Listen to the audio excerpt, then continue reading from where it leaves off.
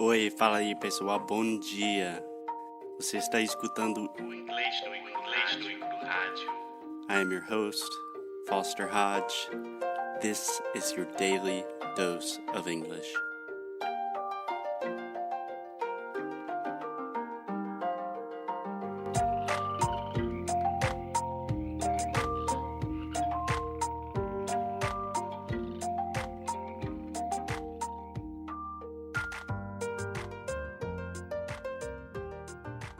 Laura, I wanted to ask you about your English specifically because most of my students, I have a lot of students that live in New York, other places in the US, Canada, English-speaking countries, and very few of my students have your level of English, especially with the way you speak. And I know you also write really well in English. So I don't know, do you have any tips or any stories about how you took your English just from like pretty good to really, really good? Okay, so first, thank you for the compliment, and because I am a little nervous here, and I feel that I made a lot of mistakes, so thank you. You're speaking great. Okay, so as I told you previously, I moved to another city to start college. I am a journalist, but my dad was paying my college and my Paying for my apartment. college.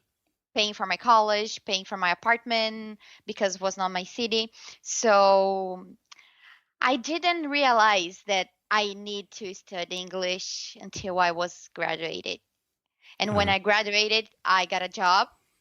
I could finally pay my bills and live by myself. Okay, now is the time. And then I start to search about the classes in my city. In Brazil, we have those famous chains like CCAA and FISC. CCAA, Cultura Inglesa, Wise Up.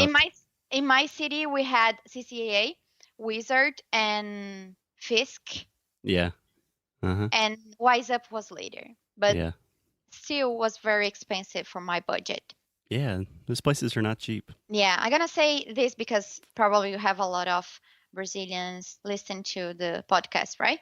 Yeah, only Brazilians. Oh, only Brazilians. Oh, okay. So, maybe there's some other people listening I don't know about, but okay. So a friend of mine told me about SESC, which is like a social service place for people that work in the sales, in the retail. Okay. Retail. In retail industry. Yeah. Retail industry. Yeah, I was working on a advertising agency, but still we were like affiliate to this center. So my friend told me that about SESC, and she told me, okay, they offer English classes. They're really good. And okay, of course you have to pay, but you had a discount if you are affiliate. And even if you are not affiliate, you can also study at SESC. Cool. But you have a discount if you are. You're saying SESC, C-E-S-C. S-E-S. Oh, yeah, I've heard of SESC. Okay, yeah. Yeah. Cool. So I was like, probably it's not good. I thought to myself. Yeah. But okay, I'm going to give a chance. And then I did the test. And I got in the basic 4, the last level before the intermediate. Yeah. I was really, really happy because before of this, I've never took an English class, like a private English class. Yeah. Like I said, I studied in a public school, which was the classes were focused on grammar. Yeah, the verb to and be, book is on the table. Yeah, but I love to study English by myself. So I got like old books from my mom, you know, the music that I like to listen to, like Spice Girls, Hanson, Bon Jovi. Do you want to sing Spice Girls on the podcast? No. No. Just kidding. So I think that what helped me to get in the basic 4, and my teacher was very impressive actually when I told her how I got very impressed. So she was like, oh, that's great. And then I started these classes, and at the end I was doing like private classes with her, like Mm-hmm. the advanced level. The So that's advanced. why the advanced. So that's how I learn English. And I was studying like until I moved to New York.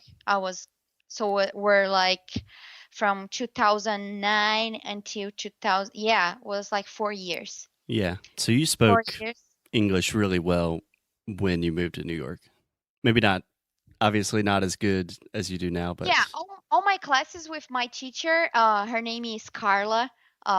Because I'm gonna tell her to listen okay, to the cool. podcast. Hey, Carla. Uh, yeah. So we had conversation. The classes were like everything in English. Mm-hmm. So we could talk about everything. When I moved to New York, I think the most difficult thing for me was the listening. Yeah, New Yorkers speak super Yeah. fast. Yeah, and we have a lot of people living here from another countries, and Mm-hmm. so the accent was very difficult, and I couldn't, and especially the phone and the intercom. So I spent probably 6 months without uh Just answer the avoiding intercom. Yeah, avoiding, all phone and because intercom conversations. every time that they buzz, I was like, "Hello," and they say something. I was like, "Excuse me, I didn't understand." And they repeat, and I say, "Okay, I'm gonna pretend that I understood, but I'm not gonna open the door." Yeah. So, That is obviously problematic for a lot of reasons. Yeah. and a friend of mine, when we moved to New York, we had a budget, like we have to buy furniture, we have Mm-hmm. to pay the rent. So I didn't have any budget to go to an English school, I can Mm-hmm. say. Perfect. English School, school, English course. Yeah. English course. So a friend of mine told me, "Oh, Laura, New York Public Library has some free English classes. You Yeah. should check it out." And I was like, And it's just a beautiful building in general. One of my favorite buildings in New York. "Yes, but they have a lot of locations. Yeah, a lot of So different branches. branches. You're gonna go to the nearest location." Mm-hmm. Perfect. So I went there and I did the test and I started, and I spent 2 years taking these classes, and it was amazing. My teacher, she was amazing. Her name is Elaine. I really like her. She was very special. She's not in the library anymore, and she is doing like a book club. Mm-hmm.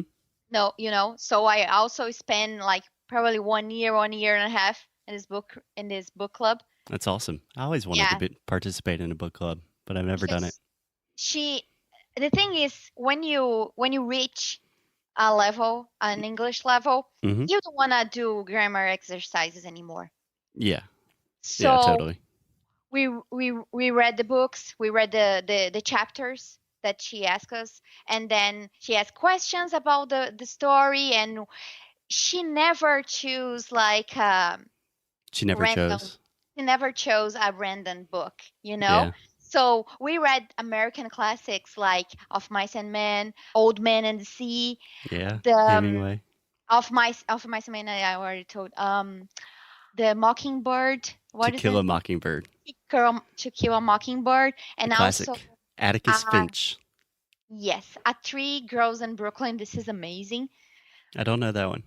I don't think it's a classic, but it's beautiful. So it's every book had like a background, something that you Yeah, you were this learning about American culture and Three Girls in Brooklyn is about Brooklyn, like a lot of years ago, mm-hmm. a very poor family. We read the Annie Frank diary. So Yeah. so Depressing. we had so many things to discuss, and it was a great experience for me. And also, first year that we are living in New York, my husband found a teacher focused on pronunciation, and she Mm-hmm. came to our apartment. Pronunciation. Pronunciation. Pronunciation. Pronunciation. There we go. So she came to our place, and she helped us with a lot of things. She helped me with the TH in the beginning, and Foster helped me with the TH at the end of the the words. We had to stop with the private classes with her because we will have our wedding party that year, so we have to save money. And Yeah. then I promised to myself I need to get back to those pronunciation classes. And then last year I was looking for somebody on iTalk, and I remember that first I contact a guy, and he was very mean because he didn't like it that I didn't introduce myself to him. So because of that, but I'm thankful because then I found Foster, I and was very nice, I hope. he was very very nice. He's Yeah, I don't very nice. understand So mean teachers on italki. It's a me very weird neither. I weird mean, it's concept. your business. It's Yeah. your business. But yeah, so I found Foster and we had some classes and he helped me, especially with the TH sound at the end of the words and other things as well.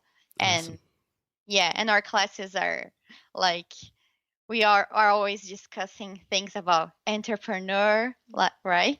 Entrepreneurs, yeah, or Entrepreneur. entrepreneurship. Yes, yes, yes. So that's my journey, my English journey. That's awesome. So some things that really stick out to me. First, it's a really long process. Like you don't speak English the way you do just automatically. It doesn't happen Oh, overnight. It takes a oh, long time. and I have to say another thing that Yeah. I think is important. Since I was living in Brazil, I was watching TV series Mhm. with English subtitles. Yeah. Okay. Yeah. And that helped you as well? Yes, yes. I can't watch with Portuguese subtitles anymore. Yeah, no. If you were listening to this and you watch series with Portuguese subtitles, please stop. Change Yes, them to please stop. English. It might be Yeah, difficult at first, but it helps you so much more. yeah, yeah. So, three things that really stick out to me about your story that seem really important. First, it takes a long time. Secondly, you interacted with a lot of people and you found good teachers. So I think every person that speaks a language really well, you will always hear that they got out of their comfort zone, they met people like you in the book club, and they had some good teachers that helped them along the way. And finally, you focused a lot on speaking and pronunciation. And that's the way you speak, the way you do today, I think. Mm-hmm. Yeah. So those are all really Yeah. important things. I think it's very important for us as Brazilians. Um, Sometimes we put ourselves in a place that we don't deserve. Like we we will never, probably you never speak like an American because you are Brazilian and you grow up speaking Portuguese. Hmm. So I don't think that people have to be so worried about the accent. You have one thing is, I think it was you told me that. Yeah, I No, talk I about don't this a know. lot, the difference between pronunciation and accent. Yes, one thing is an accent, and another thing is the pronunciation, Y- right? Yeah. So I think you have to learn how to pronounce the words, the correct way to pronounce the Hmm. words, but don't worry about the accent because it's gonna be there. And if you focus on your accent, you're gonna be so frustrated because you are not American. Yeah. So you have to accept that, so we're Yeah. not going to suffer. We say that we Absolutely. say we say in Portuguese, accept it that it's not gonna hurt so much, in Yeah. Portuguese Yeah. this I don't know if we have a direct translation in English, but what you but said makes perfect sense. yes, so I think this is important, otherwise you always gonna be frustrated. Yeah. And it's something that you've never achieved that, right? Yeah. You as a teacher, you can Yeah, absolutely. that. And for me, the goal is not to speak exactly like an American. You know, people love accents. Accents are cool. They show about your personality and your family. And like you have an accent speaking English. It's definitely not the typical Brazilian accent, but you don't really have any mispronunciations. So if you're mispronouncing a lot of things, then it's difficult to really connect with you, and maybe it requires a little more effort from the person that you're talking to.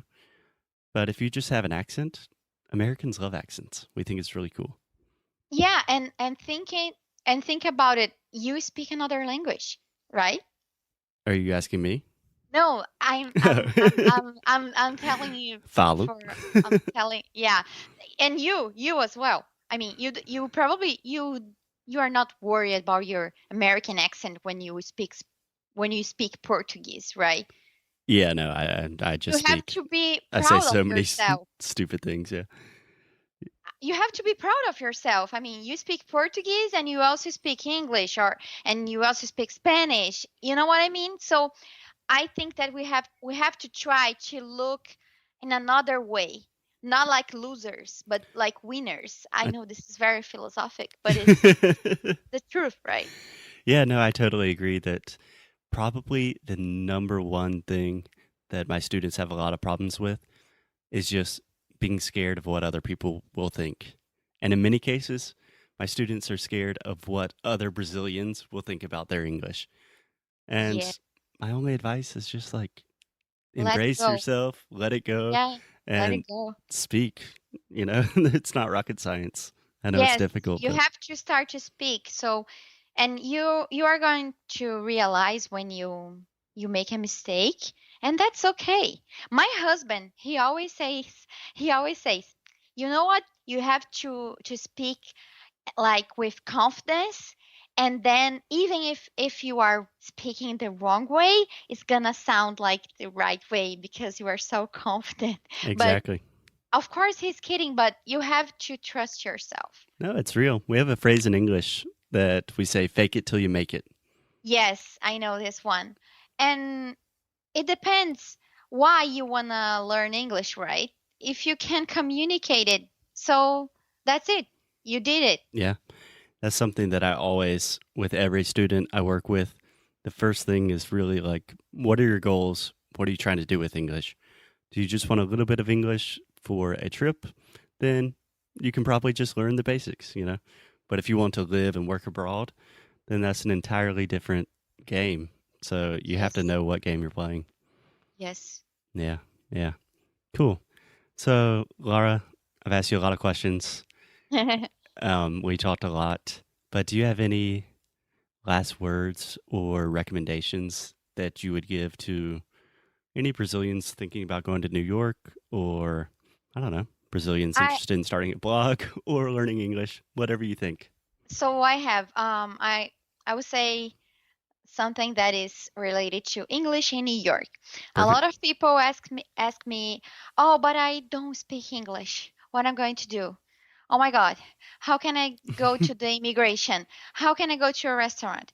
How can I do that? How can I do this?" And I always say this.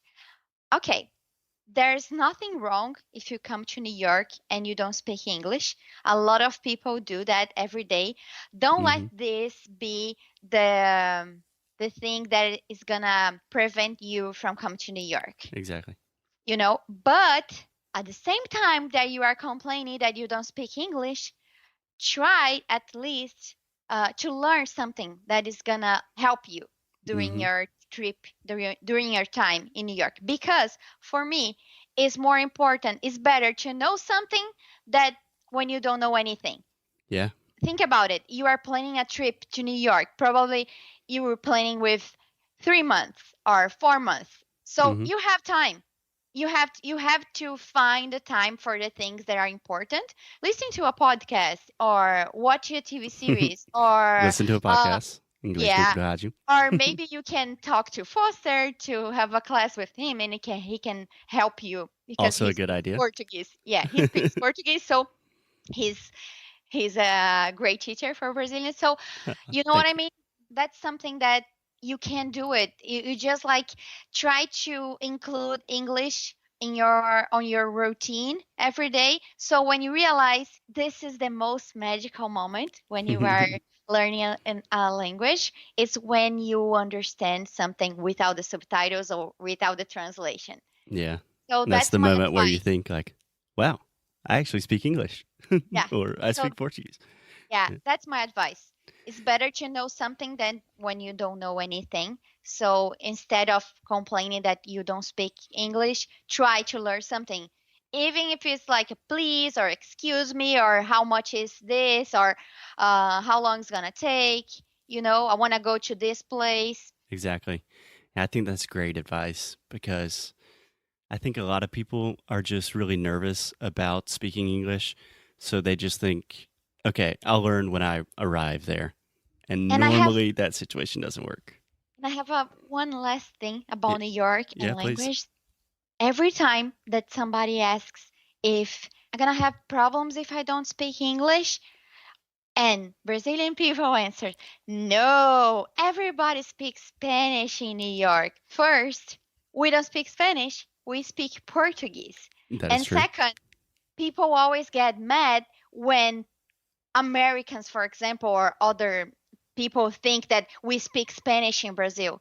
So why is so convenient to say that, oh, everybody speaks Spanish in New York? So Spanish is not that easy, and we don't speak Spanish. So stop to use this as an excuse. Of course, it's okay, but we don't speak Spanish. Remember that Spanish is not Portuguese, and Foster, you also speak Spanish, so you know, right? See.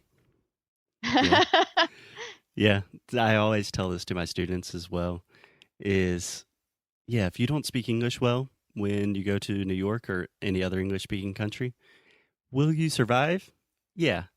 But will you have a much richer experience and a lot more opportunities if you speak English well? Absolutely. So Yes. the more English you know before you get there, that's always better. Yes, I agree. Cool. So, Laura, I think that's a good place to stop for today. And just real quick, where can people learn more about you? Where do you live on the internet? So probably the fast way to find me is on Instagram.